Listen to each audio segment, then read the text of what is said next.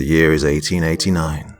We found ourselves on the Arizona and New Mexico territory border. A man takes on a job to search for and bring back a certain individual, a task for which he will be paid a small fortune should he succeed.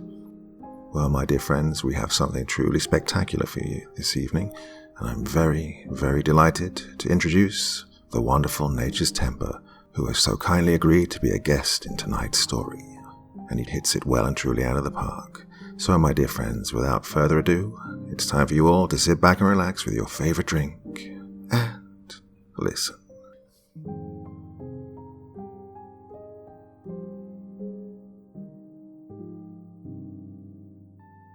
I was 19 years old in the late summer of 1997 when my maternal grandfather suddenly became ill and passed away. He was 72 years old. In the span of only 5 short but grueling weeks, he was diagnosed with a particularly aggressive form of pancreatic cancer, went into hospice care, declined, and finally passed away on Tuesday in late August. The whole affair had been quite stressful and emotionally draining, especially for my mother, who had been quite close to him throughout her life. What was most distressing was how quickly it had all passed. Hardly enough time for him, his estranged wife, or his only daughter to get his affairs in order, and when he finally lost his battle, many issues remained unsettled. The principal issue that took some time to resolve was what would become of his few possessions, an issue complicated by the nature of what he'd left behind. He was a tenured professor of anthropology at the University of Texas in Austin, a man of some academic distinction, as I later learned, who was specialized in the study of Native American cultures, and he left behind a veritable treasure trove of academic materials and historical documents. Why he left them to us is beyond me, since it would be better served if these materials were donated to the university for use by his former colleagues, but at the time I believed it was simply an oversight on his part. I myself was fairly upset by the loss. Although I had drifted apart from my mother's side of the family over the years, this wasn't over any personal issue, but simply a matter of distance. He was living in Texas, and our family was living in suburban Denver, and the years had offered few opportunities to visit or get to know him. However, I was much closer to him as a child when we visited more often, and I like to think he was the one who inspired my own passion for human and social sciences. At the time of his passing, I had just completed my freshman year of college at the University of Colorado in Boulder, and was gearing up to begin my sophomore year, my chosen major being anthropology, like my grandfather. Fast forward just over 20 years, and I myself am a professor of anthropology at my alma mater. Although my area of expertise is in Mississippian cultures of the pre-Columbian era, while his was the study of Pueblo peoples of New Mexico and Arizona. Until this point, I had largely forgotten the quantity of academic materials he had left us, since they were mostly collecting dust in my parents' attic, although bits and pieces had been donated to the university over the years. It wasn't until the holidays when I was visiting my parents that I remembered anything about them, and being an academic myself, it occurred to me just how valuable these precious historical artifacts could be. Out of intellectual curiosity, and looking for a possible subject to research for a paper I was preparing, I took possession of these materials for my own use. The documents were kept in quite an ancient engraved wooden chest, some of which were my grandfather's own research notes, while others were a collection of old books and census reports going all the way back to the 1870s. But the most intriguing of the bunch was a leather-bound journal, into which was tucked a series of annotations written by my grandfather during his own research. It was this journal that piqued my interest, even though it was a more modern source than what my area of expertise entails, but I was interested nonetheless. The journal was written by a man named Joseph Sheridan, my grandfather's great-grandfather, and I was immediately excited by this find, if only for its importance in our family history. My mother was quite interested in genealogy and actually kept quite an extensive family tree, where I located this mysterious Joseph Sheridan. I immediately dived into research about this man, who I learned was actually an agent of the Pinkerton National Detective Agency in the 1880s, and was actually a man of some renown. In 1880, he was the one credited with capturing Miguel Canales a bandit chief who terrorized South Texas for years prior. And in 1884, he shot and killed a notorious Utah cattle rustler and thief named Lawrence Red Cobb, earning a $150 bounty in the process. Being something of an Old West aficionado myself, I was quite enthusiastic about the find and set myself to reading his journal. I spent the next week reading the journal cover to cover. And now that I've completed it, I'm not sure I feel quite the same way. In fact, I'm not sure just how I feel about having read it. It might be cliché to say that I regret it, but in a strange way, even though I can't process what was written in it, I'm glad I know, even though I feel some dread about what he wrote possibly being true. In this journal, he chronicles the pursuit of an outlaw band across New Mexico, Arizona, and down into Mexico, which took place in late 1889. What follows is something so bizarre, so twisted and horrible that I'm not sure I even believe that any of it's true. It is quite possible that his writings were just the product of a disturbed mind, but reading it and seeing his sincerity firsthand, I can't imagine why he might fabricate something so strange. It's been a few weeks since I completed reading it, and I still can't decide whether or not I believe it, or what any of it might even mean. I think perhaps you fine people ought to read it for yourself and make your own decisions. I've taken the liberty of transcribing the journal in its entirety for you to read, with a few small interjections here and there, but completely preserved. And so, I suppose, here goes nothing.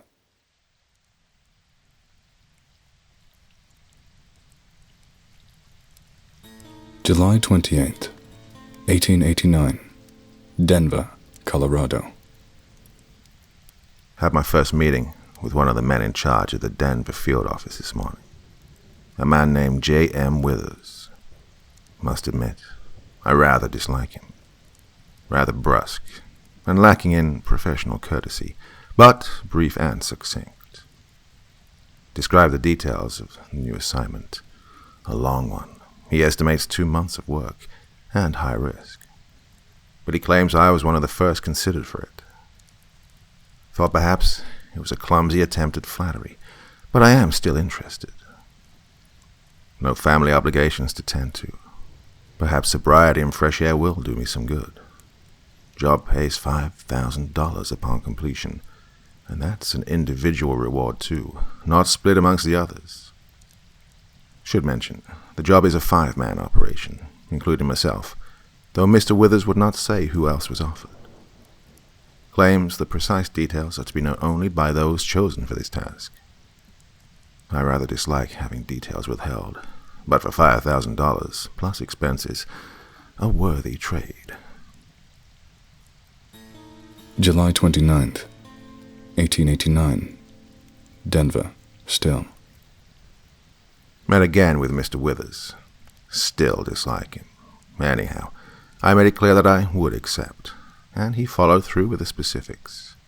5-man team, including myself, pursuing a suspect in a number of murders committed throughout Arkansas, the Indian Territories, and Texas. Offered no further specifics than that, but instead disclosed a dossier detailing the suspect and all pertinent information. Claims that the information in the dossier is for my eyes only, but I can disclose pertinent details to the 4 others at my discretion. This caveat I found to be rather strange, as I am unaccustomed to this level of secrecy, even with the Pinkertons. I will have a look at that dossier later, try to determine why exactly the identity of this man is kept confidential, possibly politically sensitive. Should save speculations for later. August 1st, 1889, Las Vegas, New Mexico Territory. Read the full dossier on the train from Denver. Miserable train journey as well. All that money, and the Pinkertons won't spare a cent more than they have to for travel expenses. Had to ride a rather packed carriage. Anyhow, I'm now staying in a hotel in Las Vegas, on the New Mexico territory. In 2 days, I'll meet with the others, and then we shall depart on our mission. The Dossier report states that the trail of our suspect seems to lead to a point some miles southwest of here, where we will reacquire the trail and pursue it wherever it leads, even into Mexico, if the trail should point this way, although they were quite clear that we could not depend upon any official support should this become necessary. August 1st, 1889, Addendum, Las Vegas, still. Still have some time to spare, as I await my comrades on this mission. So I have studied further on just who we are pursuing, or why the urgency that demanded a sudden departure. Pursuit across the desert at the height of the summer season seems quite foolish to me, but, as I understand, the urgency is so great, and the risk of the trail being lost so compelling, that we are expected to trudge across desert in the middle of August. Mr. Withers and the others did not say much about sharing information within the dossier, other than it was not to be expressed to any others outside of our group. Still, they did not say anything about documenting the details in our personal writings, so I will write down some more details here, for posterity, if nothing else. Our subject is a man named Deacon Chogan. Alias is Red Horse, Peacoat, and Black Heron, among others. Even the name Deacon Chogan is a matter of conjecture. Subject is thought to be around 50 years old, perhaps older. Some amount of Indian ancestry, either a half-breed or quarter-breed, though is thought to mostly resemble a white man.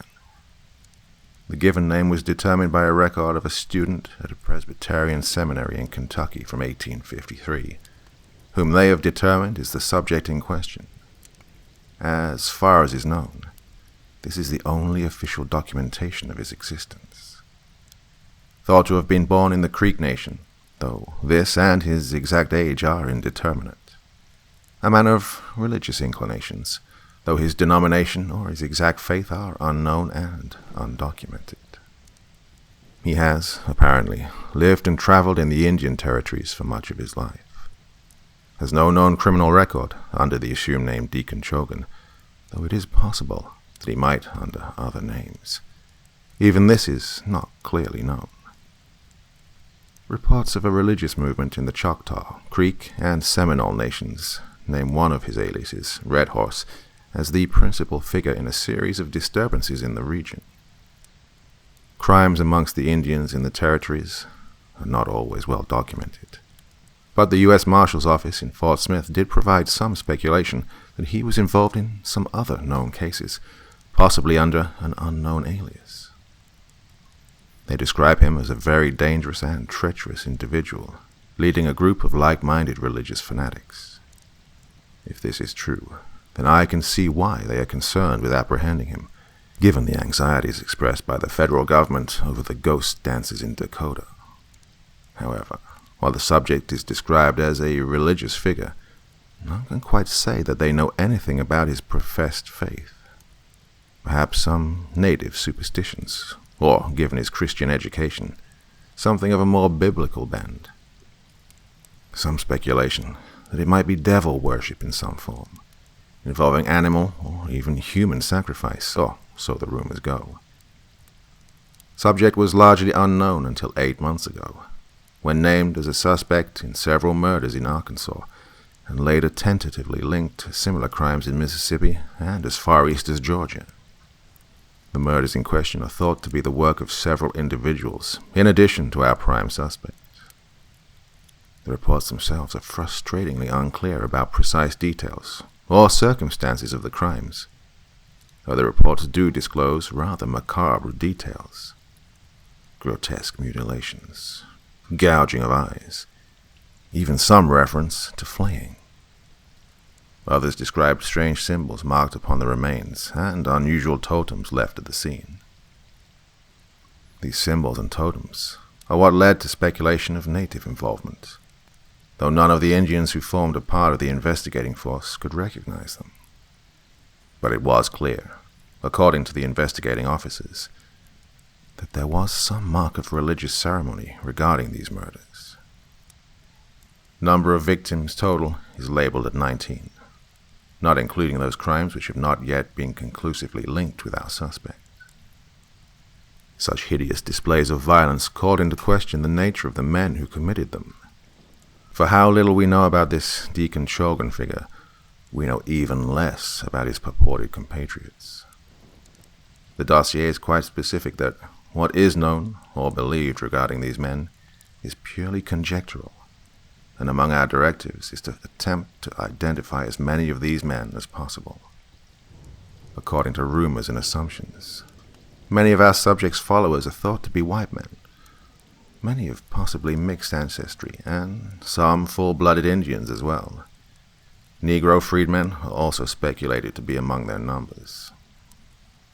As of yet, the precise racial composition of the group is still largely unknown, and in fact, there are no precise estimates as the size of this group, with some reports speculating a varying amount, from as few as 15 to as many as 100. But what is most remarkable about all of this is how few of these details and assumptions have clearly documented sources. Police reports are generally authentic records, which offered some insight into the nature of these crimes.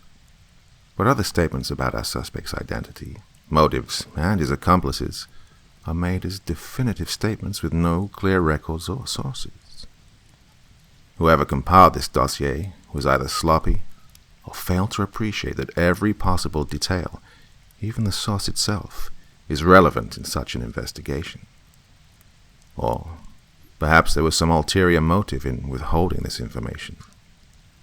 Anyhow, I've been writing for quite some time, and so I will stop at this, and peruse the dossier later, and report my further musings.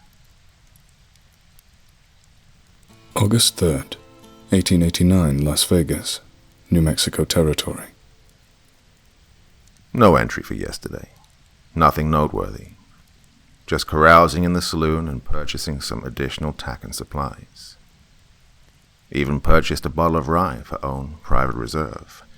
Can't always trust the water out there. More importantly, my comrades in arms for this mission just arrived in town today. We gathered at the saloon for appropriate introductions.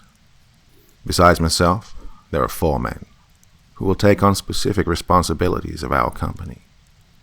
First was a tall, burly fellow with a prominent red beard named R.J. Hannigan, a very jocular and pleasant individual with an infectious good humor.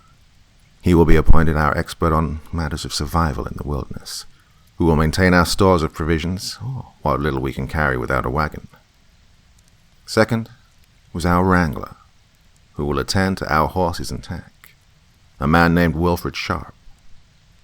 He is rather the opposite of Hannigan, being a very sullen and easily agitated man who made numerous complaints right away and did not offer to shake hands. Third is the tracker, an Indian chap who goes only by the name of William rather than a more typical native epithet. I believe he's either Creek or a Seminole, though I did not inquire. He is a rather quiet and stoic man, as Indians are wont to be, but still projected an air of competence that I found reassuring. And lastly is a fellow agent like myself, named Henry Quinn.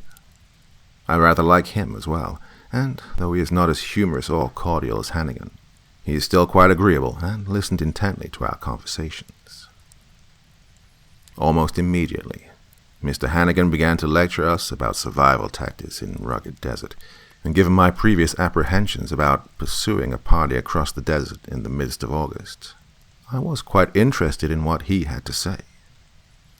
According to him, daytime temperatures will routinely exceed 100 degrees, though, as he points out, the situation is not much different here in town, other than that we have ready access to supplies and shelter.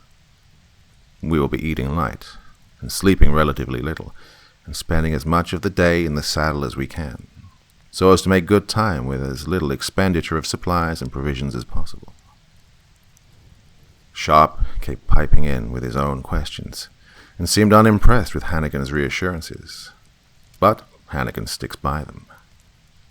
William seemed to concur with Hannigan, or at least did not object, as did Quinn.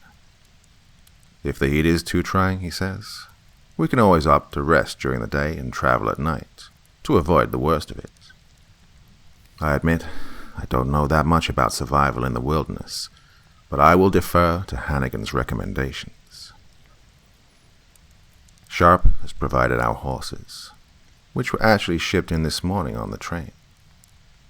I received a standard quarter-horse mare, actually a rather fine filly, who is rather well trained. Whatever Sharp's misgivings about us, he has an excellent way with horses, and speedily prepared our tack and saddles. Quinn has provided our weapons, a Winchester repeating carbine, and Colt's single-action army for each of us, all chambered in 44-40 for convenience, with several dozen shells for each of us. However, while I appreciate having the rifle, I think I'll stick with my Colt's Frontier double-action revolver instead, even though it takes a different cartridge. Still, having 2 pistols just may come in handy, depending on what we find. William has taken charge of our maps and compass, and I'll be right at his side, directing our expedition. I must admit, perhaps my previous apprehensions about my comrades were unfounded. All things considered, I couldn't have asked for a more competent team. August 5th, 1889, 20 to 25 miles southwest of Las Vegas, New Mexico territory. First day on the trail. Made 23 miles by my estimation. Departed at 6 o'clock this morning, before the worst of the heat, and I'm rather satisfied with our pace. Yesterday evening we gathered for supper, as Hannigan advised we should try to eat a large meal before departing, as we will not have the opportunity to eat much for quite some time. We stopped some 6 miles short of our first destination, where we are meant to pick up the trail. I considered having the party push on to this point during the first day, but given the conditions, I decided against it to avoid pushing ourselves and the horses too hard early on. I believe spirits are relatively high, since we've now gotten to the task at hand, rather than all that insufferable waiting. William the Indian has shown himself a highly competent navigator, as well as a tracker. Hannigan is notably more quiet now that we're on the trail, but resumed his joking demeanor once we made camp.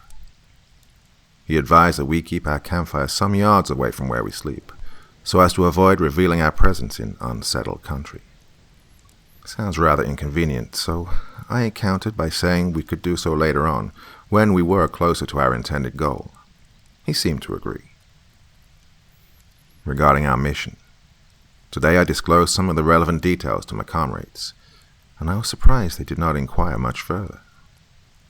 I told them the name of our suspect, his general description, some of his alleged crimes, and where they happened, and told them about the number of men thought to be following him.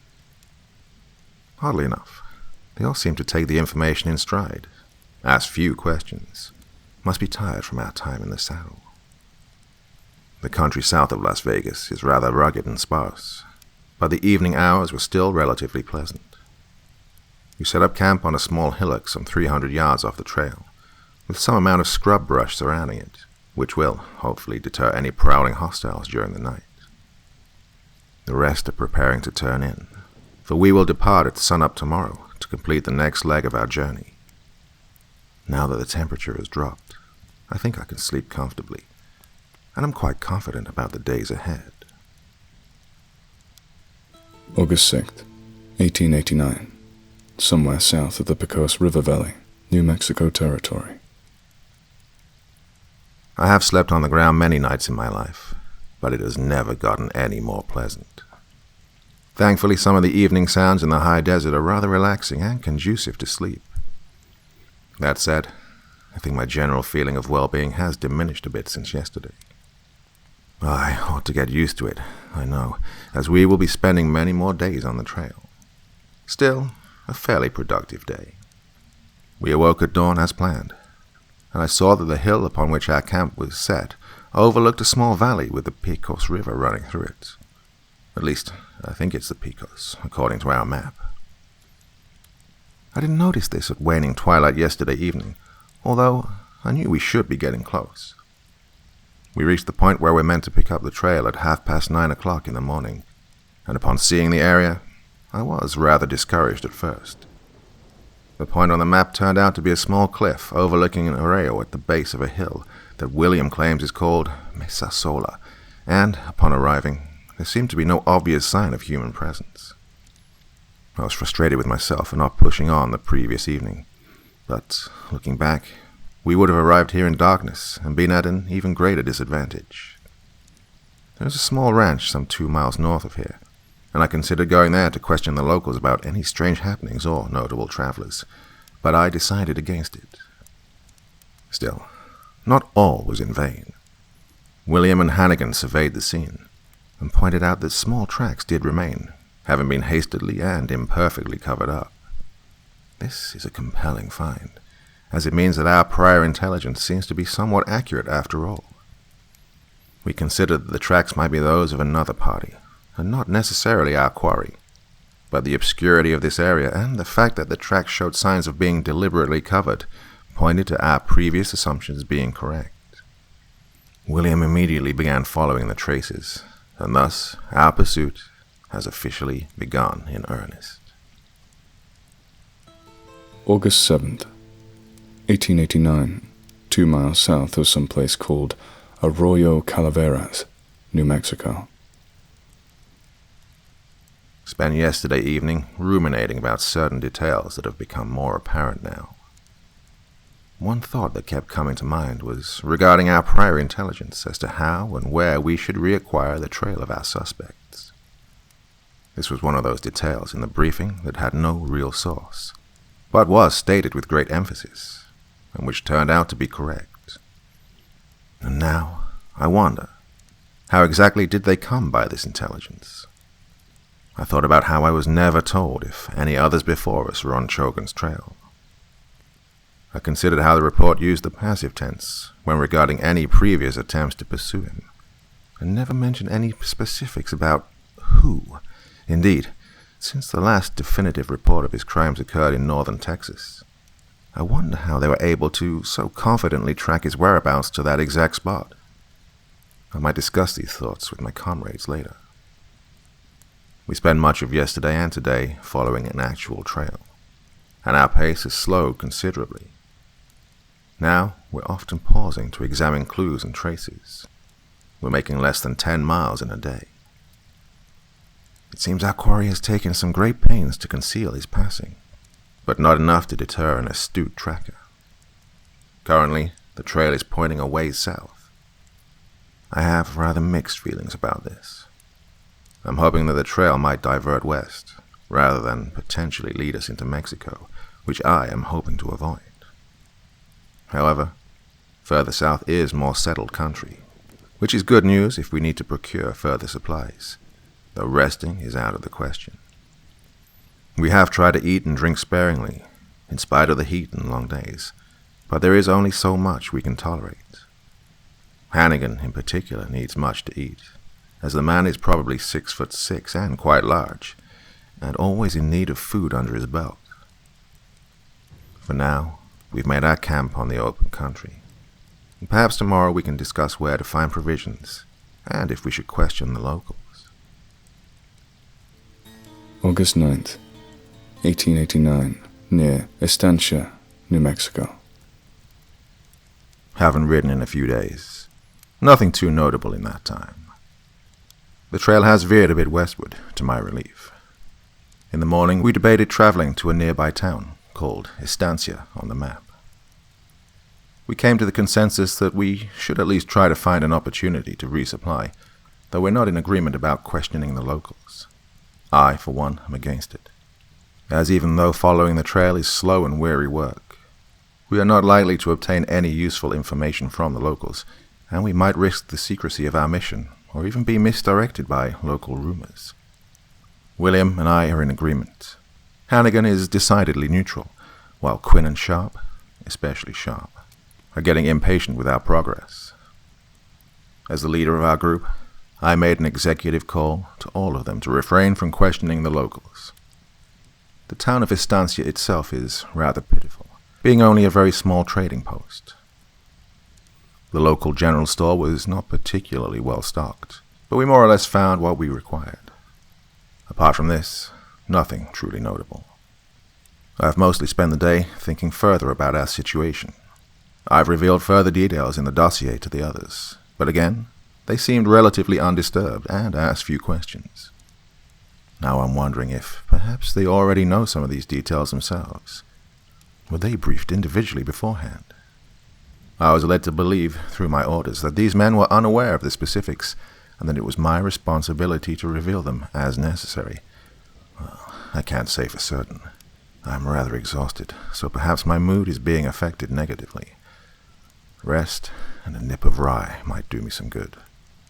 I've been abstaining these last several days, so I think I've earned it. August 9th, 1889. Addendum. My God, I am bloody goddamned irritated with Sharp. I haven't expressed it before, but it has been growing ever since we left Las Vegas. His interjections, unsolicited comments, and general complaining have been a steady feature of his company, but until now I have been ignoring it successfully, and refusing to engage with him has worked, well, for a time. But now I hear this fool went against my explicit orders and has been interrogating the locals about the men we are pursuing. He hasn't grasped that the locals are already wary of us, a group of strangers in these parts who go about conspicuously armed, and his questioning could throw suspicion on us. We could find ourselves the target of local law if we're not careful. I let him know this in the sternest of possible terms, and he's been sulking for the past hour, muttering under his breath. Well, I'll say it now. If that glorified stable hand doesn't shut his mouth and stick to caring for the horses, I'll smack him into next week. I'm also fairly annoyed with Quinn as well, for not stifling Sharp during their trip to town. But Quinn seems genuinely repentant, so I'll avoid antagonizing him. That is all. I simply needed to express this before it boils over. August 10th, 1889, near Estancia, New Mexico. I'm writing this entry midday, so I'll keep it brief. I desperately hate to admit this, but it seems that fool Sharp managed to uncover something useful after all. Still, I can't concede this to him. It would only encourage him. Anyhow, it seems the locals have reported unusual strangers in the region, well, besides ourselves, of course. And their description not only matches what had been speculated in the dossier, but also occurred quite recently, well, within the time frame established by prior reports. The local owner of the general store mentioned a white man who came through a fortnight prior, who was decorated strangely for a white man. He wore a mixture of American and Indian garb, and some regalia sporting strange totems that were unrecognizable, and even had some strange markings, possibly tattoos, around his temples. Around this time, a young woman from a nearby farm was said to have gone missing, and remained missing at the time of our passing. Sharp inquired about any attempt to find the young woman, and it was said that the only evidence of her whereabouts were a spotty series of blood trails, assumed to be hers, leading westward. I must say, this is a remarkable find, but I must not concede this to Sharp. We may remain in the area for a short time longer to consider our next move, and see if this information concurs with the trail we've been following. August 13th, 1889, in the ruins of a Spanish mission called Abo, New Mexico. I have not written for a few days, but today we made a rather disturbing find, and so I should write it down now. We wasted a day and a half debating our exact plan based on the information we discovered back in Estancia, and it was only yesterday that we finally resumed the trail. It seems my fears of being misdirected by faulty intelligence were not entirely justified, but we also debated whether or not we should investigate the story of the missing woman, in the vain hope that some meaningful clue might be discovered. I came down firmly against it, as did Sharp, Finally, some agreement from him, although Quinn and Hannigan have shown themselves to be softer and more concerned. Well, it took some prodding, but eventually they saw things my way. Getting back on the trail was a slow process, as we stopped frequently to consider our options for following the trail while still heeding the information we'd obtained in town. We proceeded further south, and then west a short ways, when we discovered it. We had no expectation of finding anything in that particular spot, as we'd only ascended the hill to gain a commanding view of the terrain and scope a possible campsite for later. And indeed, we did find the ruins of a camp already there. There it stood, the campfire long dead, and a headless corpse sitting upright on a log in front of it. It just sat there, with its hands on its knees, as if listening intently to an interlocutor, with a copious stain of blood having spilled from its neck and onto its chest. It was a man's body, fully clothed, in some type of garb that resembled rags. But the most strange and unsettling feature of the scene was the utter lack of activity in the area.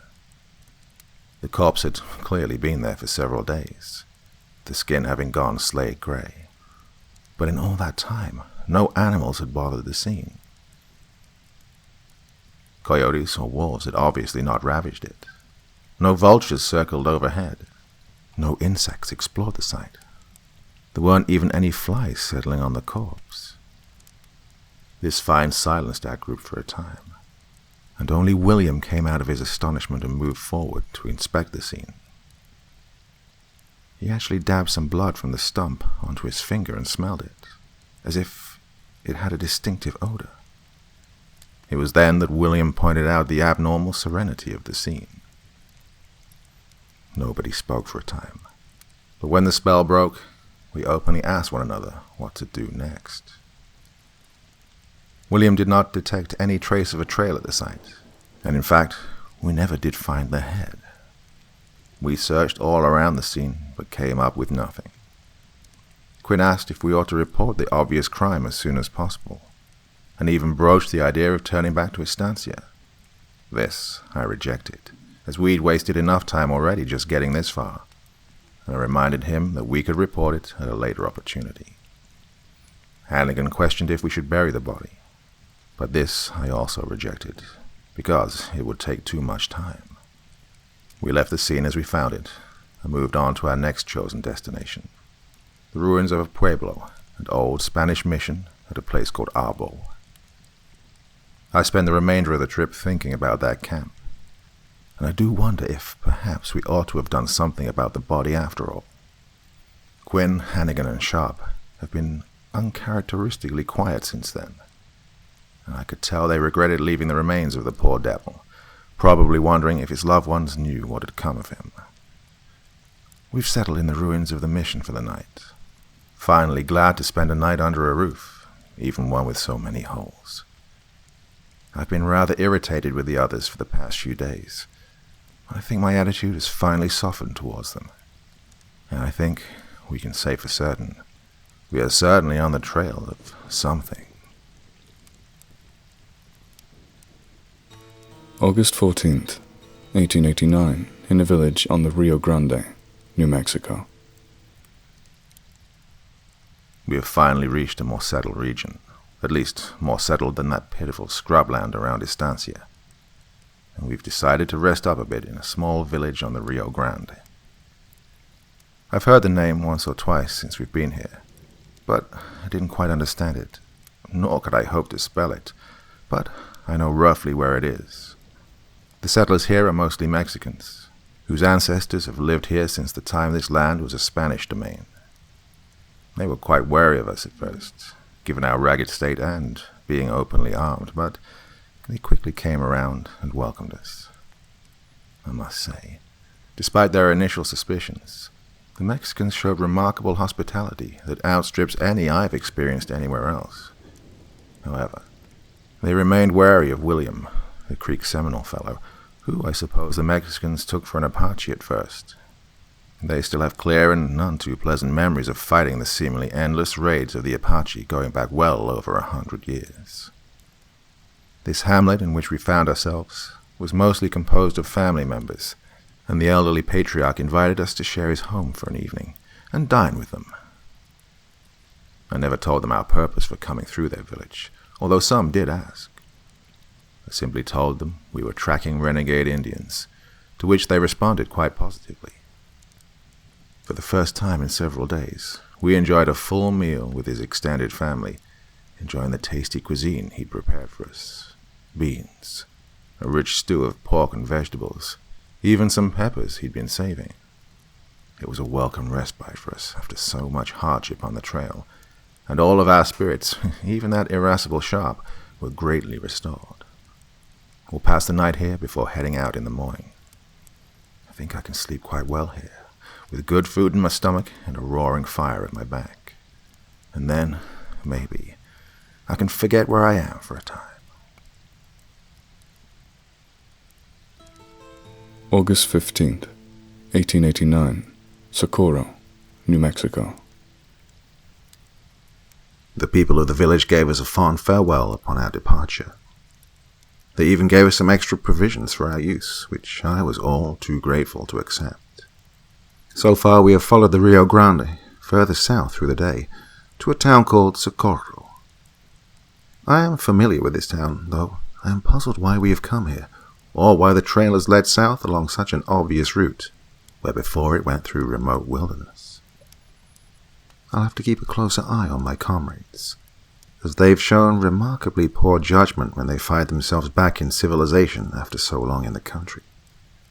It was a relatively short ride from the village to Socorro, so we arrived in the mid-afternoon.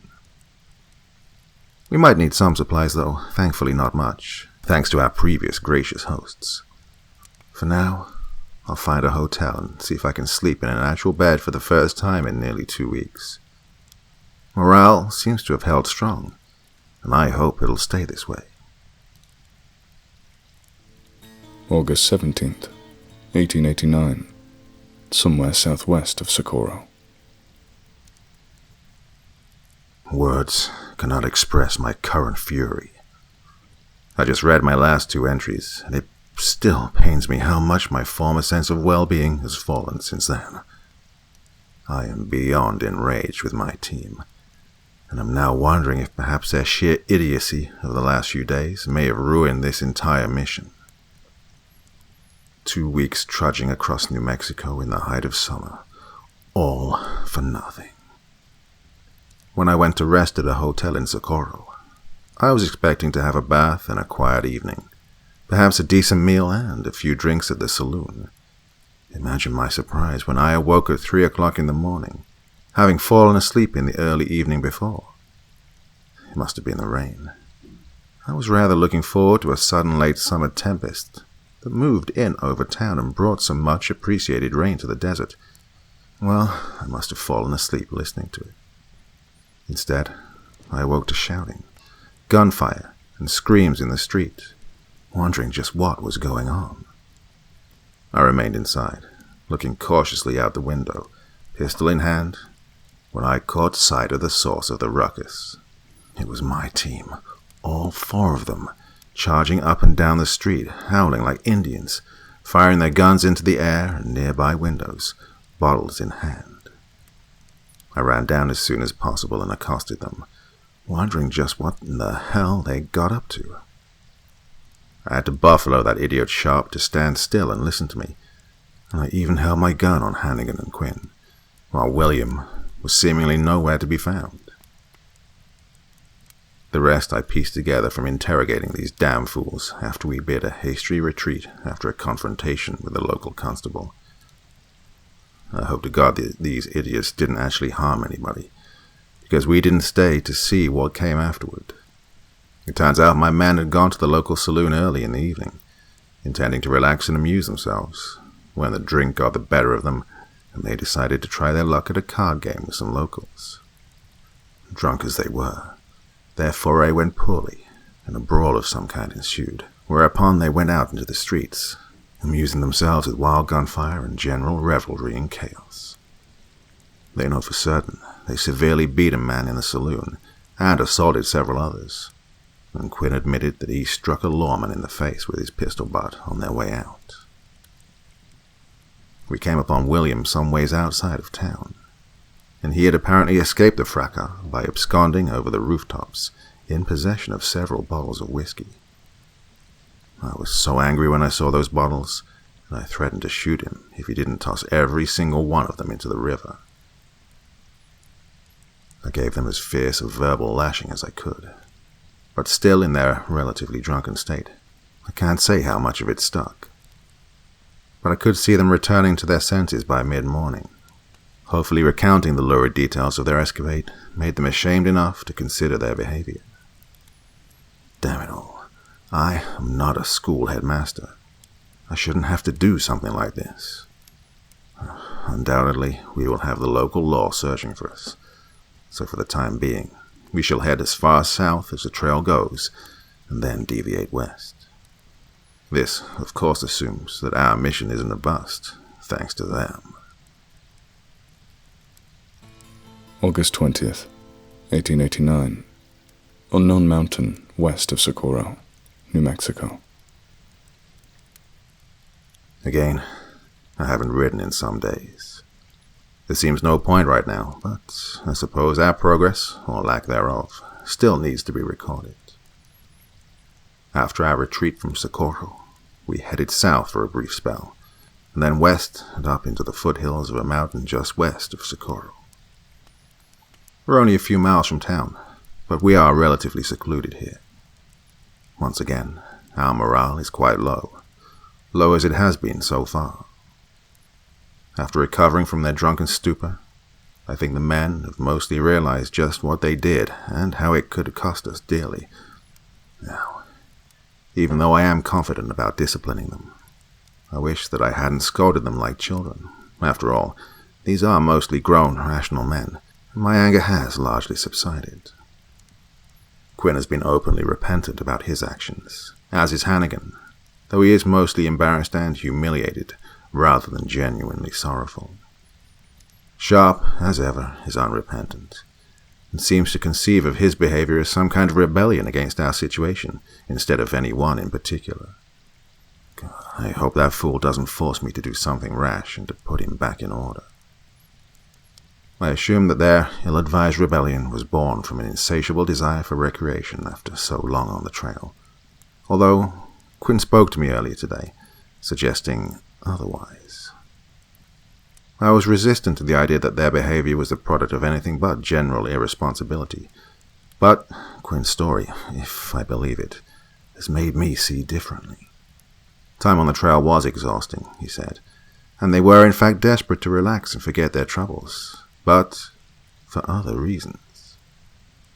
He says that he and the others are struck by a growing dread, a fear that has been growing all these weeks while pursuing our man. It was a strange, almost unaccountable kind of fear, whose source was not clear, and this intense dread had been shared amongst themselves all this time, growing precipitously, especially at times when supplies were short and days were long. Even the ever stoic William was struck by this fear, even though he did a good job of concealing it. I asked if it was a fear of what we were doing, about our mission and the men we sought.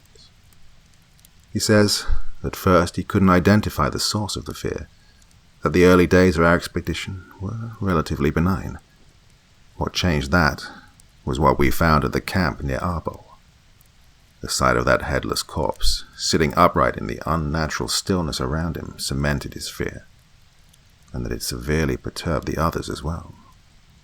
I admit, I felt a similar feeling after that moment, though I had dismissed the scene as a savage but meaningless atrocity. That fear, said Quinn, motivated them to seek escape wherever they could, as if their drunken revelry was akin to some sort of last meal. This all struck me as odd, yet strangely illuminating. I wonder now if it's true. I see now that I never really interacted closely with the others, never palavered with them, so perhaps it's no surprise that their private fears were never apparent to me. Another day or two, and I think we can safely rule out any sort of pursuit against us by the authorities in Socorro. We were in town only a few hours, so it's entirely possible that nobody there could conclusively identify us. I just hope the trail of our suspect hasn't gone cold in the meantime. Whatever their fears, whatever our fears, having come so far, seeing this thing through is all that makes sense anymore. August 24th, 1889, estimated 40 miles northwest of Las Cruces. Morale is still quite poor. I'd hoped for an improvement after we left our hideout 3 days ago, though obviously in vain. We've kept quite a brisk pace the past few days, making over 80 miles in that time. It's taken some motivating to get these men to accept such a pace. Though now I know the source of their poor spirits, I am a bit more sympathetic. Sharp is complaining as usual, but he hasn't changed much, which is actually a relief. The others are more concerning, particularly Hannigan, who has mostly abandoned his jocular demeanor. The trail is still continuing south, though it has deviated some ways from the Rio Grande. With spirits so poor, and many of the supplies running short, I thought better of asking them about what they knew of our mission and situation. Perhaps it is just excessive suspicion on my part, but the question remains, and now I wonder if knowing about what we're up against is the source of their fear. It's even starting to affect me, though I mostly feel despondent about our apparent lack of progress. I might cease my journaling for a while. Whatever relief I feel when expressing myself in writing is more or less gone. August 28th, 1899. Location unknown exactly. Somewhere near Arizona territory boundary. I've been praying these past 4 days for a definite sign. Any more of a trace of the men we're after than whatever tracks and traces that William and Hannigan can divine from the dirt and mud across this awful desert. And today, I got one. God have mercy for my sins. I got what I asked for. Another dull day on the trail. Nearing Arizona, I thought the monotony was getting to me, that horrible, caustic type of boredom I remember from my days in the cavalry, waiting for a battle to erupt. Fearing a Sioux brave waiting around every rock and tree on the plains. I'm rambling. So, around 3 o'clock, we spotted men on the horizon, 2 of them, who seemed at first to be moving away from us. But as we continued forward, it seemed they were heading in the same direction, but would wait periodically for us to close the distance, then move again for a short time. It almost seemed like they were waiting in ambush, or luring us into ambush. Bandits, renegades, whatever they were, I didn't care. It was something, after so much of nothing. It's stupid, being so willing to thrust into an apparent ambush, but we did. My comrades must have felt the same, because they followed without hesitation. We caught up with them after an hour or so. Well, they weren't at all what I expected. What little I did expect. These men were fearful, desperate, even terrified of us. They were emaciated and pale, clothed in animal skins like cavemen, their hair shaved off. And I saw those scars on the sides of their heads. Ugly, ragged scars that were still bright red. One of them was missing an ear, and they were terrified of us when we caught up to them, so scared they could hardly move. They weren't visibly armed. Before we could ask them anything, one demanded in hysterics to know who we are, and the other chimed in, saying we were with them, whoever that was, and we could not calm them. We could hardly even get a word in between their hysterical questions. The one asking started asking faster, louder, more shrill, and even our shouts in return could not make ourselves understood.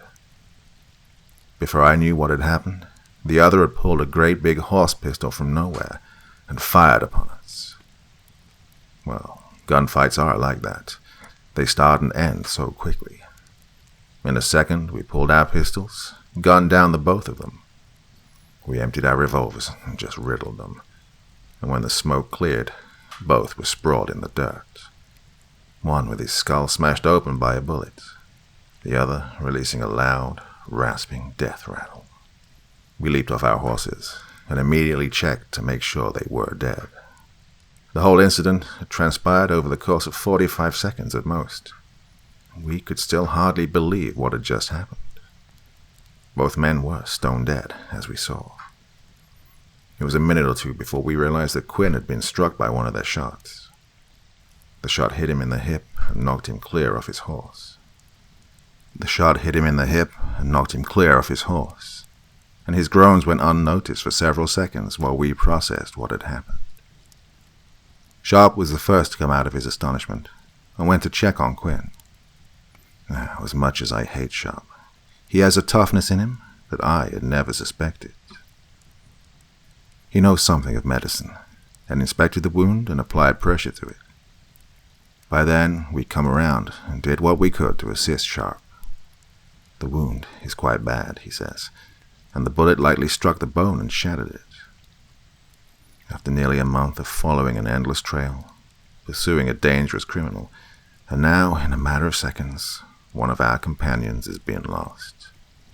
Quinn is not dead and won't die soon, but we are far from anywhere civilized, and the man may lose his leg to this grievous wound.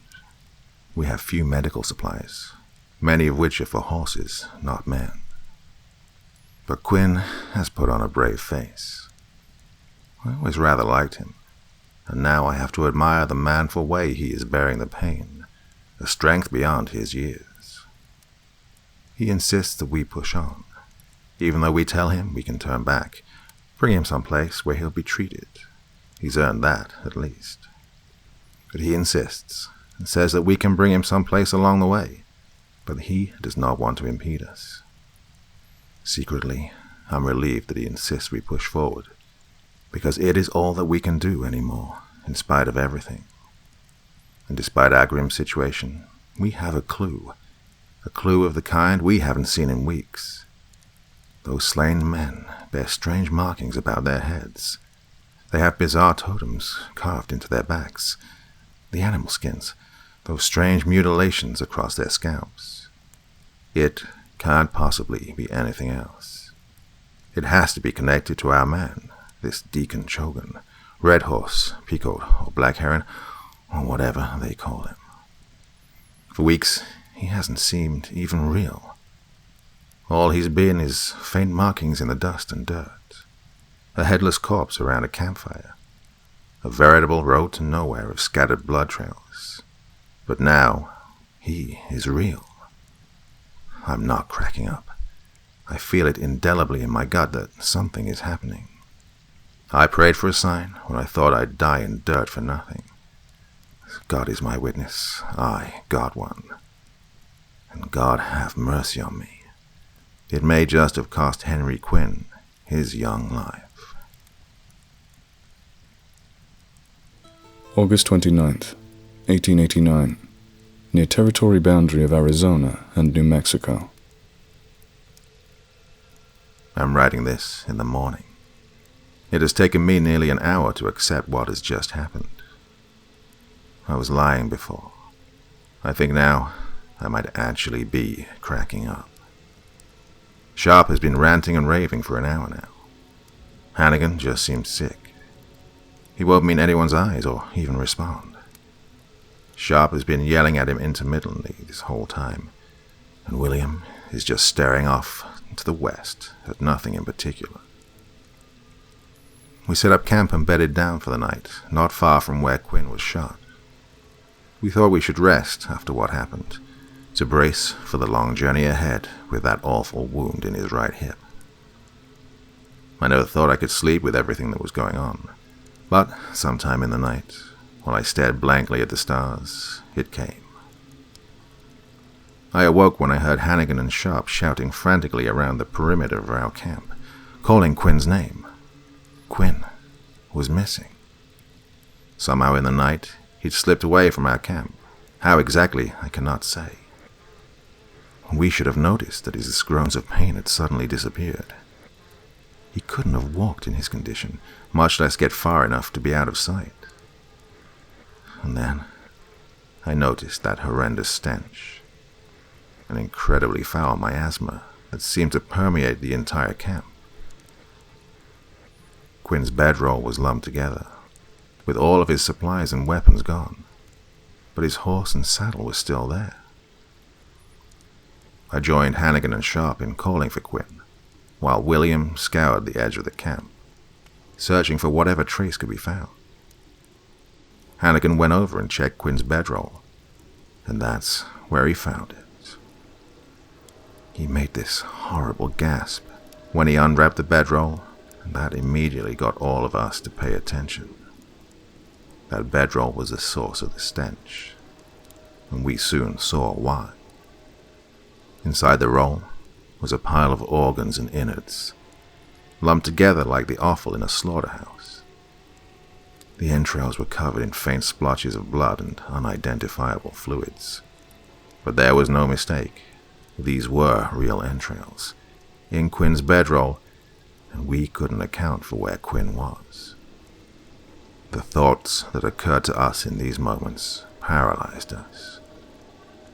Sharp immediately said it couldn't be him. No one could say what kind of entrails these were.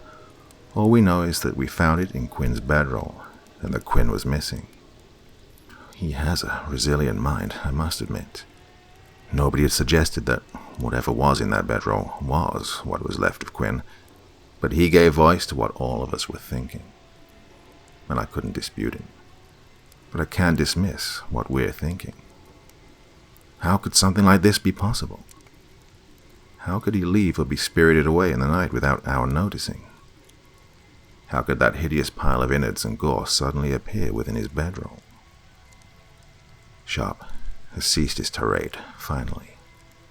Now, I have seen his many faces, but this is the first time I have seen him defeated. The once jovial Hannigan is a shell of his former exuberance and good humor. William has just come back, and he seems frustrated, exhausted, and defeated, just like Sharp. I think they have all come to the same conclusion. Our foe is very much real. Whatever became of Quinn cannot be anything other than his doing. I've read the dossier.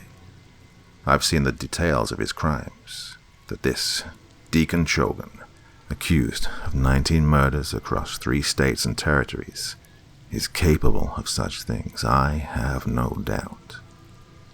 Suddenly, I don't think I want to know just what exactly happened to young Henry Quinn, a faithful, stalwart companion for only too short a time. What we found in that bedroll is anybody's guess, but it won't be mine. September 1889, Arizona, according to our map. I have not kept track of the precise date for several days. I imagined it must be September by now. We left what remained of Quinn at the campsite, still wrapped in his bedroll, taking his few supplies with us. His horse as well will remain with us as long as we can manage. Sharp has taken responsibility for his saddle and tack.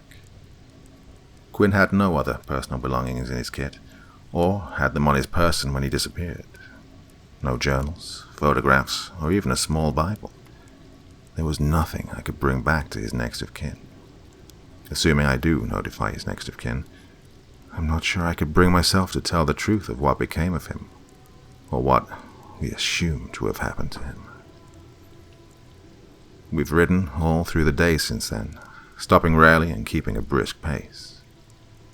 Sharp no longer seems concerned about pushing our horses too hard. I assume by now we must be well inside the Arizona territory, and now we're heading south yet again. If the trail should lead down into Mexico itself, I shall not hesitate. My desire to see this thing through has overridden my feeble concerns about doing so. The nights have been getting worse. Every night, without fail, the horses will become supremely agitated, and Sharp will spend well over an hour trying to calm them and prevent them from running off. Hannigan has finally come out of the worst of his torpor, but his moods have been shifting wildly. He swears blind that during the night he can hear strange sounds, like the call of wild animals in the distance, but like none he has ever heard before. I have never heard them myself, but in my state I can hardly focus on anything, much less notice anything beyond the perimeter of our camp. My private reserve of whiskey has finally run out. I wonder how I will now get to sleep. We have been leaving our campfire lit throughout the night, in spite of the risks. Not one of us can bear the thought of passing another night in darkness. September 4th or 5th, 1889, near the Mexican border. By God, I heard those sounds that Hannigan has been warning us about. I heard them in the night coming from the south, directly in the path we are headed. And like Hannigan said, these weren't any kind of animal that I have ever heard in this country or any other I visited. It almost seemed like the noises came from the sky itself, rather than from some distant point on the horizon. It was like a deep, wavering howl, almost like a wounded animal. And despite its faint report, it echoed definitively across the plains. Sharp claims he hasn't heard them, but I saw everyone in camp become riveted in place when those echoes went out. He has heard them, I have no doubt. We're coming close now, I'm sure of it. But now I wonder if it's not them, but us that is being followed or lured to wherever our trail shall lead us. I wonder how long we've been followed. Perhaps since the mission at Arbo, or even before, when we discovered the corpse at the camp near there. Or from Estancia, where we interrogated the locals. Or maybe even from the very beginning. Hannigan is cracking up. William has hardly said a word for days, and despite Sharp's frequent denials, I know he is fraying at the edges as well. I have held my silence long enough. Before too long, I will confront them about what they know and do not know. I'm starting to crack up myself, but there is no reason my comrades should be so forlorn, unless they know something I do not. Perhaps tomorrow, after another night of sounds and distant threats, they will finally come around. September 6th, 1889, Mexican border. I knew there was something on that hill. Our camp the previous evening was set in a depression between two hills, one bare, the other with a small grove of cottonwoods surrounded by thickets of tall scrub brush set in its slopes. I spotted that gap in the thicket, like the entrance of a cave, but surrounded by creosote and low-hanging branches. I paid it no mind at first, but all through that evening, I was transfixed by that gap. Maybe there was a convenient spring to water the animals, or a place to set up a secluded camp, but that wasn't the reason I'd noticed it. This morning, only a few minutes ago, I finally worked up the nerve to go and investigate it, and I found something. Something so terrible and edifying that whatever doubts I have about our task are now gone. I went into that gap in the thicket, where it was several yards deep, and I emerged in a small clearing, overshadowed by those cottonwoods. That's when I found it. Suspended by those low-hanging branches was an enormous totem, perhaps 6 feet across, hanging several feet over the clearing, and it was made of bones. Animal bones, maybe some human bones as well, all arranged like spokes on a wheel, with feathers and animal skins. Around its border were mummified limbs, both human and animal, with a similarly mummified head of a goat at its crest. and a string of dried human skulls hanging down from the bottom. But those animal skins were the worst. They were fresh, some still dripping blood. It can't have been here more than a day or so. The message is unmistakable. We are most definitely closing in. Whether we are closing in on them, or if they are closing in on us, we shall soon find out. September 6th. Addendum, same location. I finally confronted these fools about whatever they've been hiding this whole time. And, despite some early resistance, they finally spilled it. I was right before. They were, in fact, individually briefed about what was going on. Each one had a copy of the very same dossier I was given, with subtle alterations to specific details. Each was told that they were the sole possessors of the information, and that the others would not know, and could be only told sparingly. But they found this out for themselves when I freely shared the details I was given against orders. Why would the agency have done this? Do they expect none of us to come back?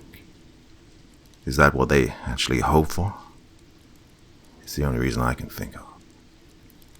Each man believes only he knows what is going on, and when the others are lost or killed, he becomes the sole witness to what happened. But why tell us in the first place? No, I've answered my own question.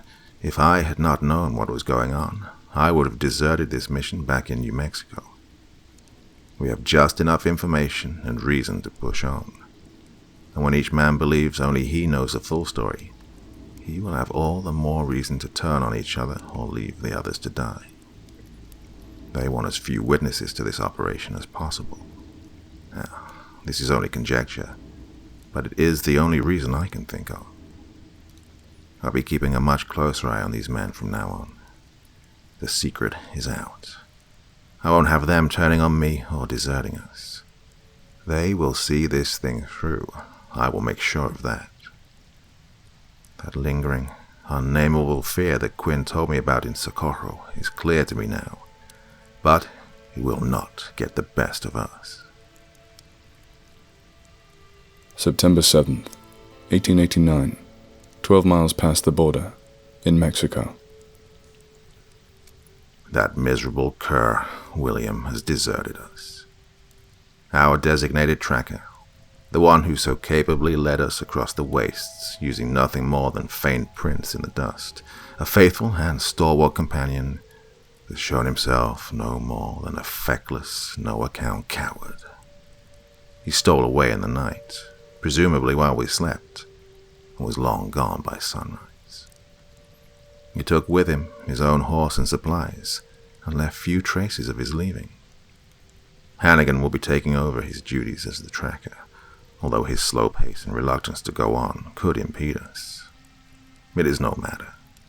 His demeanor has hardly changed, even after the revelations of yesterday. Sharp turned Quinn's horse loose this morning. Quinn's supplies were long since exhausted, and the extra horse was no use to us any longer. He even broached the idea that we should turn all the horses loose and continue on foot. When we reach wherever we're headed, we'll have no more use for them. I can't say that I disagree, but we will press on further before doing so. And depending on what we find, a return journey may not be necessary. September 10th, 1889, the Forest of Skins in the Sierra Madre. We turned our horses loose yesterday when we reached the foothills of the mountains. They lingered for a minute and then bolted abruptly. Since then, we've moved further into the mountains. Then, we reached it. Less than 100 yards into the trees, we found our first definite signs of the men we are following. Animal skins nailed to trees, totems of sticks and bones. And at the edge of an arroyo, we saw the clear sign that we have been waiting for. A symbol, painted on a rock face, of a man with many arms and legs, and a head painted completely black, with narrow white slits for eyes. It was like a gatekeeper, for beyond that was what we have called the forest of skins. Dozens, even hundreds of skins, of animals, and perhaps even humans, stuck to trees, draped over branches, pelts of animals of different species stitched together in horrible shapes. Every tree in sight is covered with them, and some are so fresh that they drip blood from overhead, like a light drizzle of rain. I think I can see torches ahead in the distance, deeper into the forest. We are here. I know it.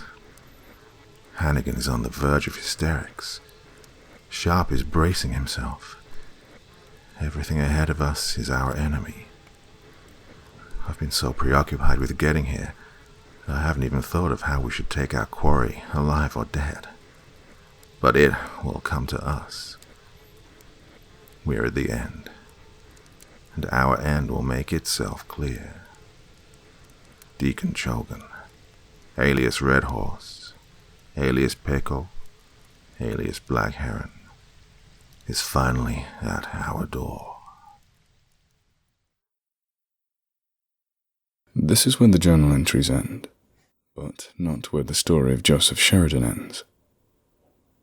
The second portion of his writings is much shorter and was apparently written many years after the events he describes in his journal, in the year 1896. In it, he reveals just what happened in the forest in the Sierra Madre Mountains of northern Mexico, in terms much more coherent than his earlier writings. He evidently survived the horrific ordeal and returned to a normal life a few years later, having spent many months in a sanitarium recuperating from what happened. He left the United States for South America in 1898, settling in Argentina and living out the rest of his life. It is unknown when and where he eventually died, although he left behind his estranged wife and their young son. Again, I'm not quite sure what to think about what I read in this journal. It all seems so surreal, too strange to even be true, but I can't imagine why Joe Sheridan would fabricate something so revolting and horrible. But the fact is, not long after this, he did indeed spend time in a sanitarium to recover from an extremely poor physical and mental state, which points to two possible conclusions. One, that his writings really are the product of a diseased mind, which led to his placement in the mental institution. But the other, more worrying possibility is that perhaps there is at least some amount of truth in what he wrote, and that his condition was a result of it. I have a hard time imagining a world where something like this is possible, but he seems so certain, especially in his recollections afterward, that it was all quite real. But I just don't know, and I can't say for certain. I suppose it is up to the readers to draw their own conclusions. What follows next is a transcription of his writings after the incident, in which he details what happened after the final entry in his journal. Perhaps you people can read it and draw better conclusions than mine. May, 1896.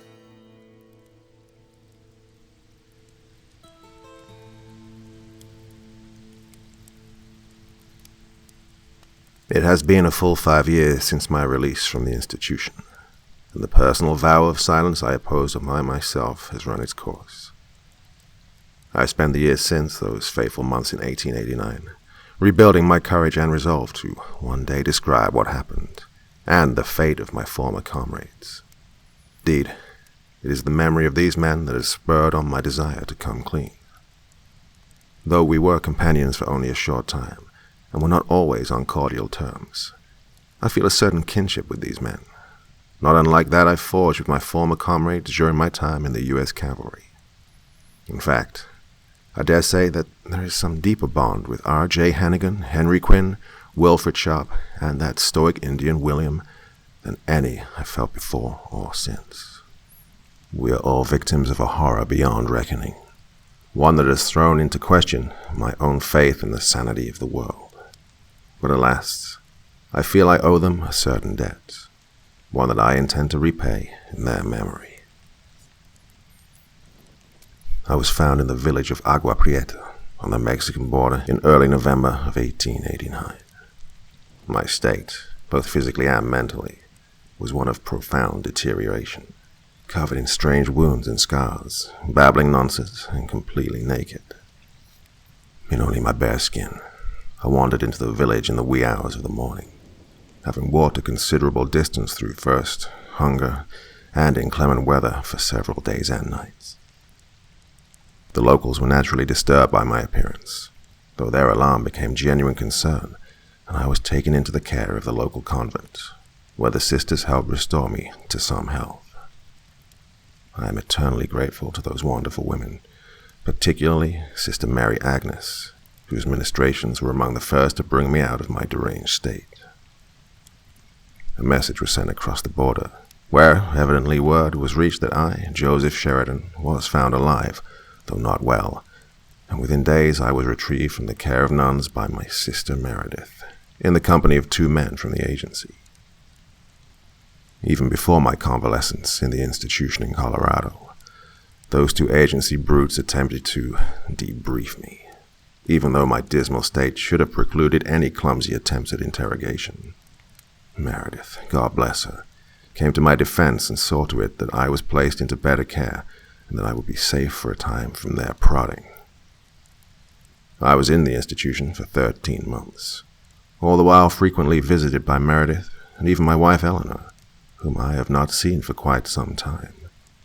She did not, however, bring our son, which I suppose is a small mercy given my state. The doctors and nurses at that institution treated me quite well, and with their treatment and kind considerations, I'm glad to say I made progress. But I have incurred some wounds that I believe shall never truly heal. In an interview with my primary doctor, I described my state as being one in which my mind and soul were shattered in many pieces, and though my recovery managed to meticulously piece it together again, it shall never again come together in its original shape. But, God willing, I will find the strength to push ever on and make peace with my new self. Almost immediately upon my release, I was called to the Denver office of the Pinkerton Agency for a thorough debriefing of the events of those fateful weeks in 1889. And I did give them a thorough report, though the exact truths of what happened remain mine, and mine alone. I did indeed get their man, this Deacon Chogan fellow, but, as things turned out, I could not conclusively prove to them that I had. But my sincerity swayed them, and they could not deny the evident truths of my predicament, that I returned with a broken body and mind, a living testament to some horrific ordeal that they could scarcely fathom had I not corroborated it with my own words. Of the 5 men that departed Las Vegas, New Mexico, that August 7 years ago, only I remained, and only I can say what exactly became of most of them. The mystery of what happened to Quinn remains a mystery, but I am confident that he shall never be seen again. After that, I imposed that vow of silence upon myself, which I have maintained for 5 whole years now. The act of conveying my tale to the Pinkertons so soon after my release was quite painful and trying. I have since left the agency, and I have moved back home to Ohio and found employment with my brother-in-law, Frederick, at his grocery store. I received the $5,000 reward I was promised, and despite my urging to offer the same reward to the next of kin of my compatriots, I cannot say if they ever received it. I reread my journal, which I had fortunately saved, making some private annotations about certain statements I'd made. My God, I can hardly believe just how fragile my mind was in the latter days of that time. But even then, I can distinctly remember how little truth I expressed about myself, like my feeble quotes about finding sobriety on the trail. I drank like a fish that whole time, and had no business making a similar expectation of my comrades. nor did I ever express that I indeed was struck by a dread, a mercurial fear, throughout the early days of that expedition, just as my fellows were. In these self-criticisms, I found a reserve of strength to recount the latter half of my tale, and no matter what fears and reservations may come flooding back, I am committed to putting my memories to the page. My last journal entry puts the three of us in what I call the Forest of Skins, which is precisely as it sounds, and as I described those many years ago. I knew that we were quite close to our intended goal, and I felt an insatiable desire to confront our man, and to see for my own eyes the men we had pursued through thick and thin these many weeks. When night fell in that ghastly forest, we were set upon by our enemies. For all this time, we'd only ever heard rumors or seen faint traces of their passing, and it was only when we'd laid eyes upon them, the men who were formerly distant nightmares in our imaginations, that, well, they were more horrible than anything I expected. They were dressed entirely in animal skins, from head to toe, strangely stitched together so nothing of human visage could be identified, not even a patch of skin. Those horrible, faceless demons, with bones and sticks in their hoods to resemble antlers or horns, had descended upon us in near darkness and complete silence. They said not a word, no warnings or threats, and they appeared from all directions, hunched over like stalking animals, carrying primitive weapons, but in those numbers we could not hope to ward them off with our guns before they reached us. With knives, spears, and clubs fashioned from wood and animal bones, they charged with murderous intent. We had drawn our pistols and rifles, and with that horrible fear and icy feeling in our veins, we did not hesitate to pull those triggers. And yet, it did nothing. I know for a fact that our bullets struck home, yet our assailants did not drop, nor did they even react to being shot. With their speed, we had only seconds of fire before they came upon us, and with great violence they pummeled us without mercy, raining down blows on our hapless heads with their clubs and the blunt end of their spears. For many agonizing minutes that seemed like hours, we were beaten without a sound from any of our foes, struck constantly without any regard for where their blows landed. In those moments, I felt the sting of failure, feeling that we had come to our deaths and that our enemy would be victorious. Somewhere in those moments, I lost myself, thinking vaguely that I just died, that I was in those strange moments just before meeting my Maker. But it was not the end. In spite of that vicious beating, I and my comrades had only been rendered unconscious, badly injured but still alive. As I awoke, I was strung up by my hands and feet in a strange position, in considerable pain from the beating and from the strain on my wrists and ankles.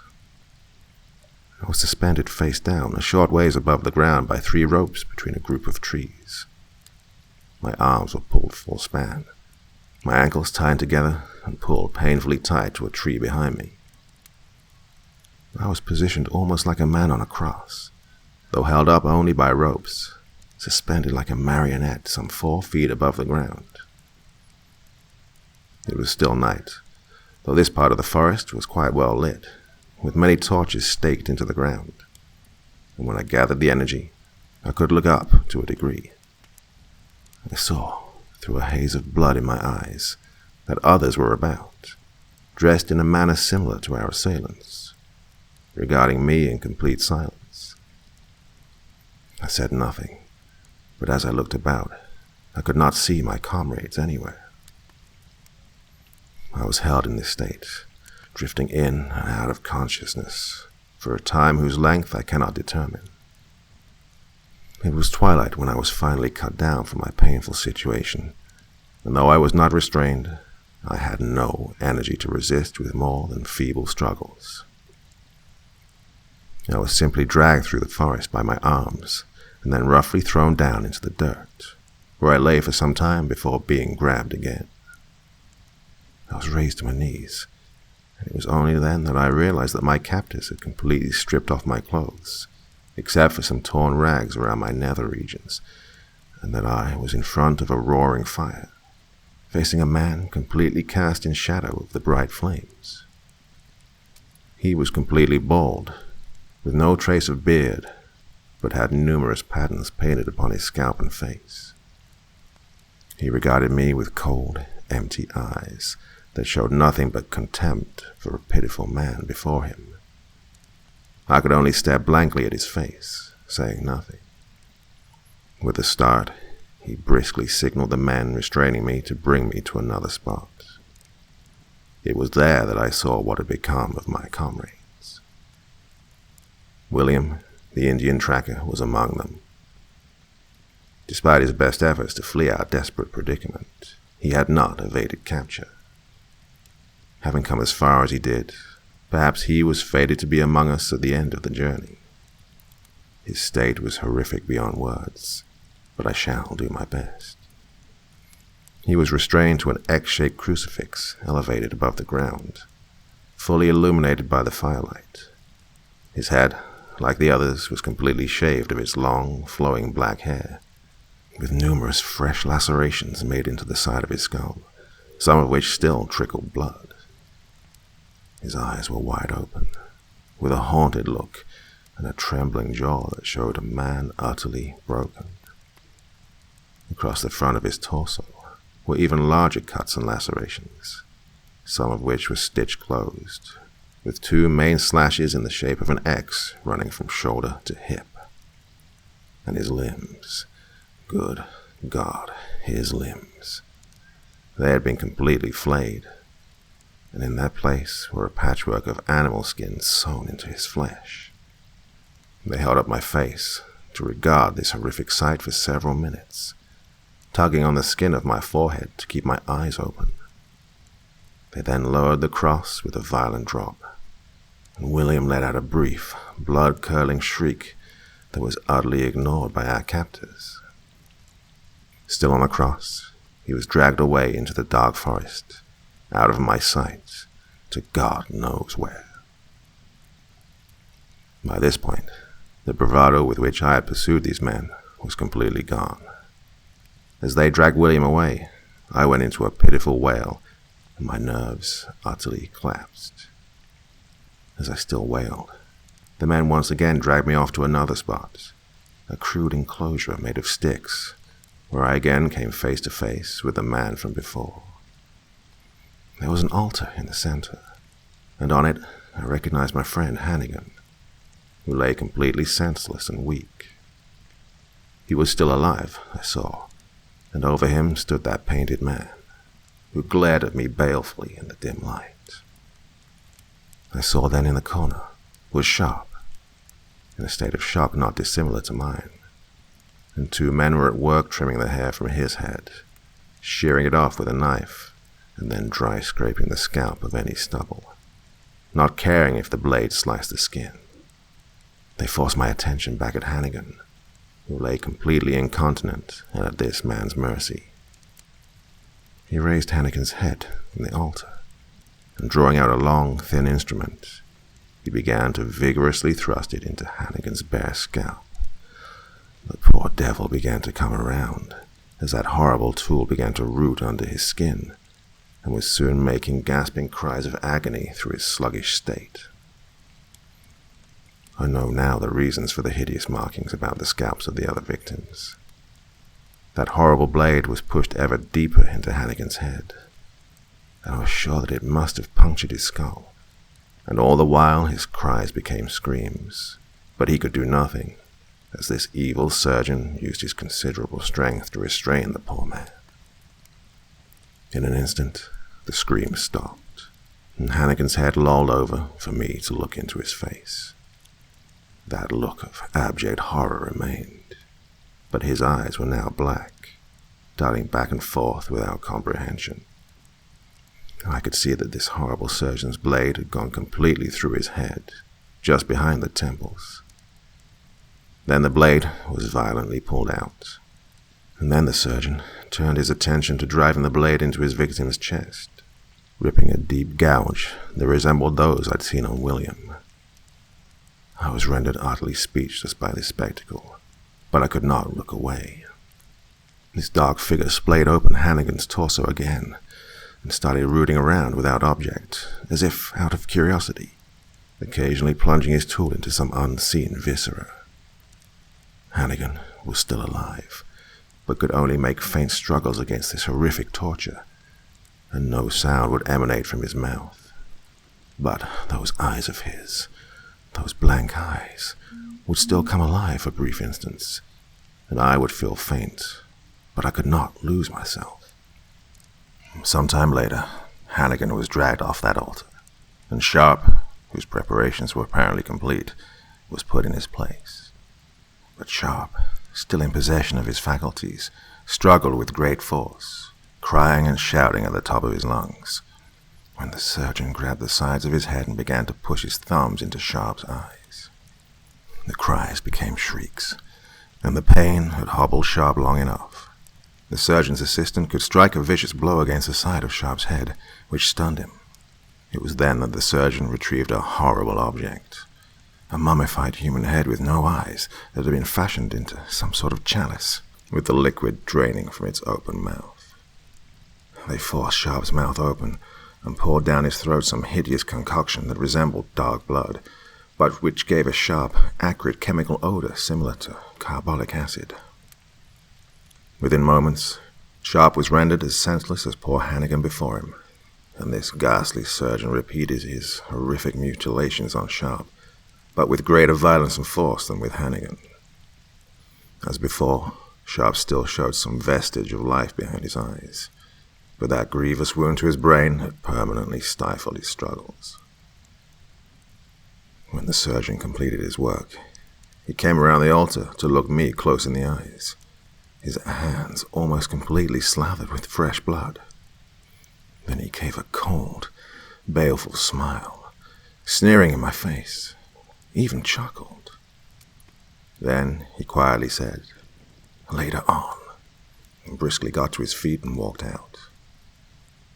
It was then that a tight, smothering rag was pulled over my head, starving me of breath, and as I was sure I would suffocate, I was struck over the head and left in blackness.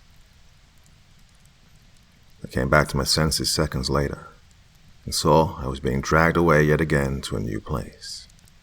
I was quite afraid that I would again be strung up by those ropes, but I, instead, was dragged in front of a hole in the ground, looking into a small, covered dugout, into which I was pushed and left alone. I was in utter shock as I lay on that frigid sod floor of that dugout, unable to comprehend the meaning of what I had just witnessed.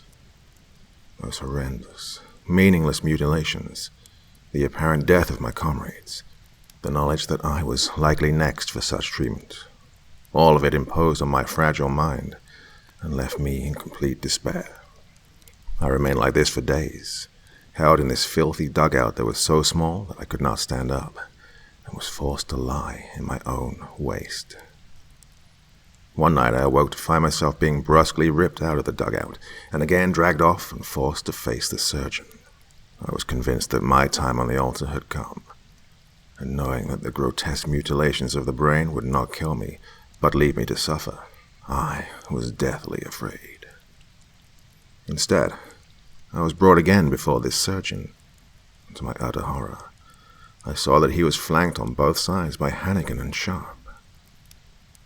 They stood on their feet, though unsteadily, and swayed mildly while their blank eyes regarded me. They still had those terrible lacerations on their chests, with bits and pieces of animal hide stitched into their shoulders and arms, and the surgeon leaned down to scrutinize me with that familiar dead glare.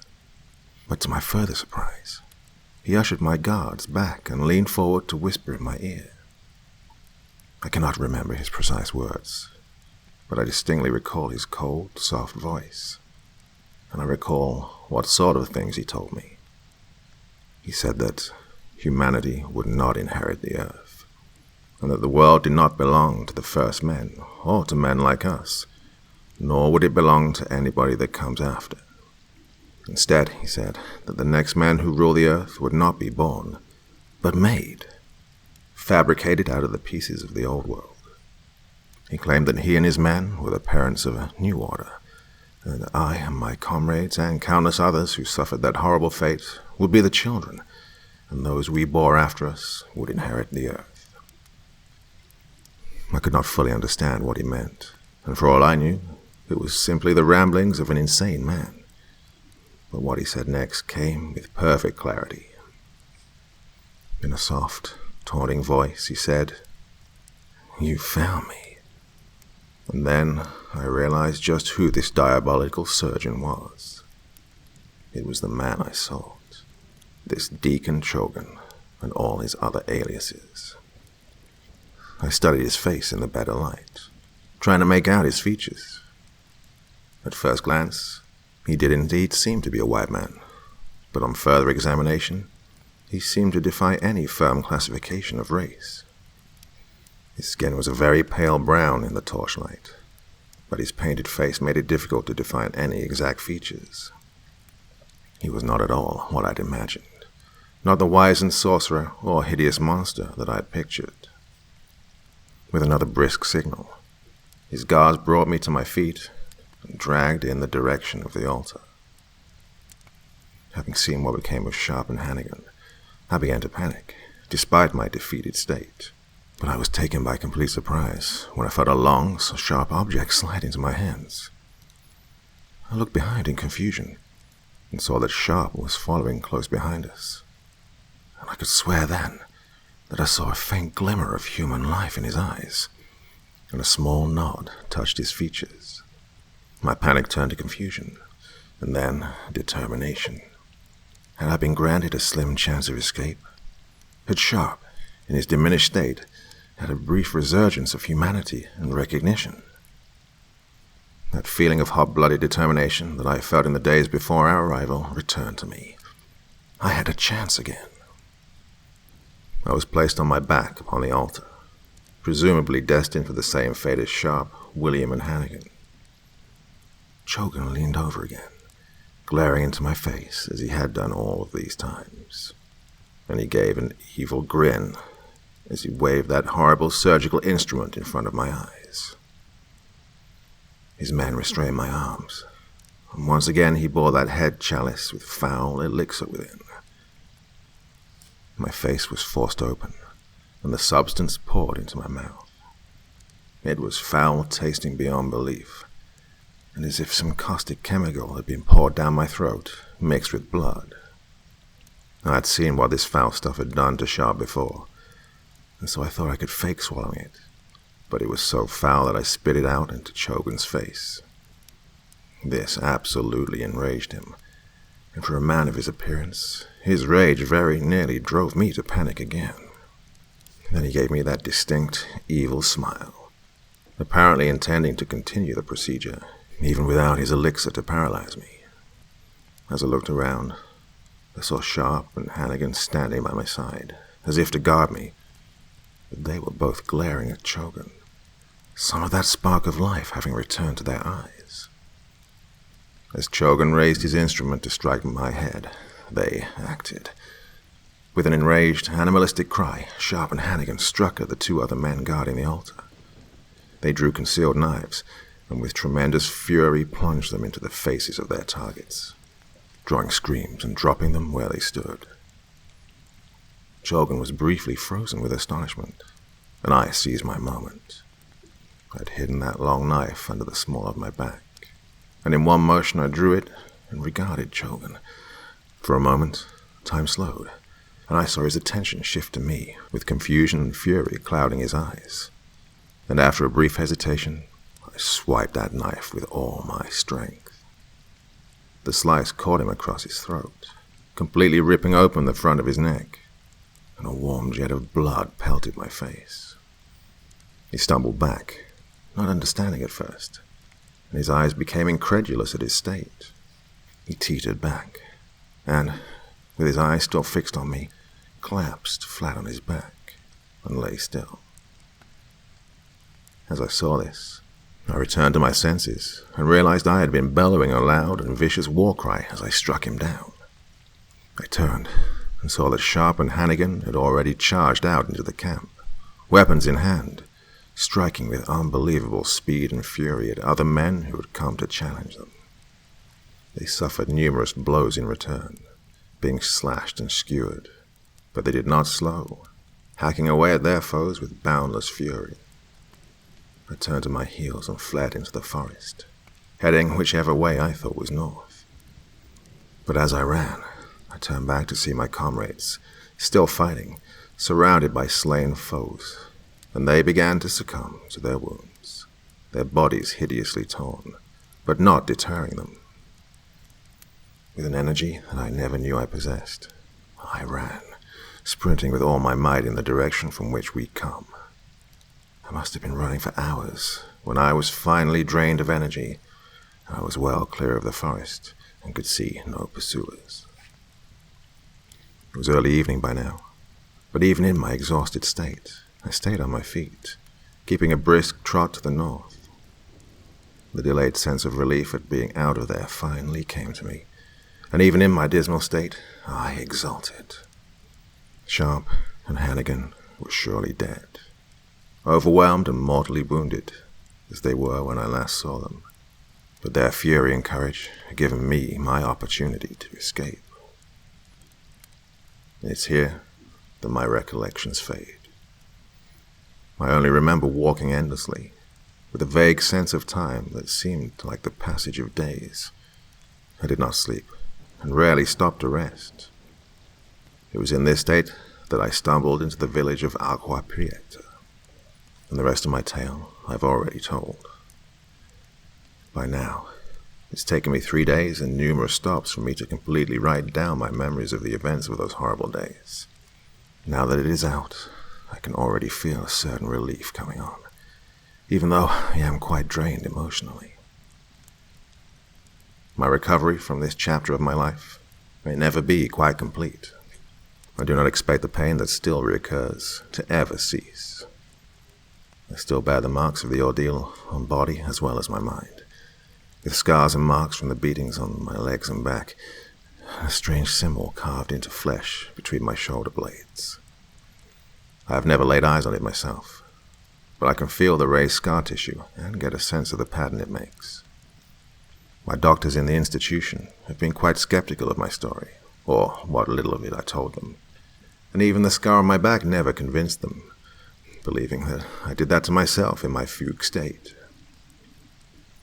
I've come to some realizations over the past few years, about life, about human history, about our general place in the universe. When my ancestors came across the ocean to the Americas, they called it the New World. But this could hardly have been a more inappropriate title. The land beneath our feet is ancient, ancient beyond reckoning, and over the centuries it has swallowed whole, countless generations of men. War, famine, disease, and the slow march of time drenched this land in blood, and in the process changed the shape of men and beasts that roam it. I still ruminate on what Chogan told me in those fateful moments, about how mankind will not inherit the earth, and I wonder if perhaps he was correct. Trains, telegraphs, and steamships have made the earth somewhat smaller, brought distant corners closer together, but even the most remote and dark places on this planet, even a place like the Forest of Skins, are not truly different from any other spot on Earth. Every inch of it has feasted upon the flesh of all the poor beasts in creation. I could not escape it anywhere. In time, I think I will travel elsewhere, perhaps South America, and find a corner of my own to fertilize one day. We follow blood trails all our lives, and on mine, if I look hard enough, I think I can see the end of it, and the end of Joseph A. Sheridan.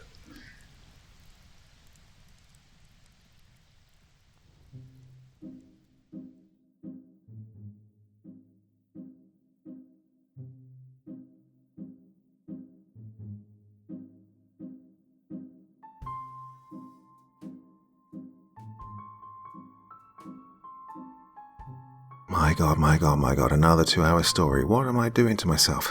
I'm absolutely exhausted again. But I will endeavour to stay to my schedule, so there will be more stories on Wednesday and Friday. Now, if you're not familiar with Nature's Temper, please check out his channel. He's one of my go-tos. He's one of the people I listen to when I don't want to narrate. I want to listen to somebody else tell a story. Absolutely one of the best, and a good guy to boot as well. So, that's all for this evening. You will join me again soon, won't you? Go on, say you will. Of course you will. Until then, very sweet dreams, and bye-bye.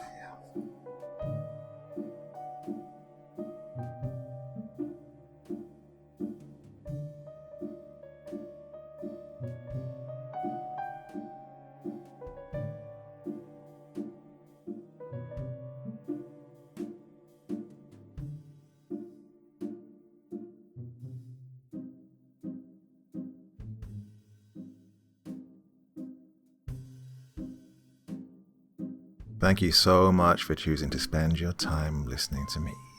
Now, if you enjoyed the Dr. Creepen experience, then come find me on Facebook. Come chat with me on Twitter.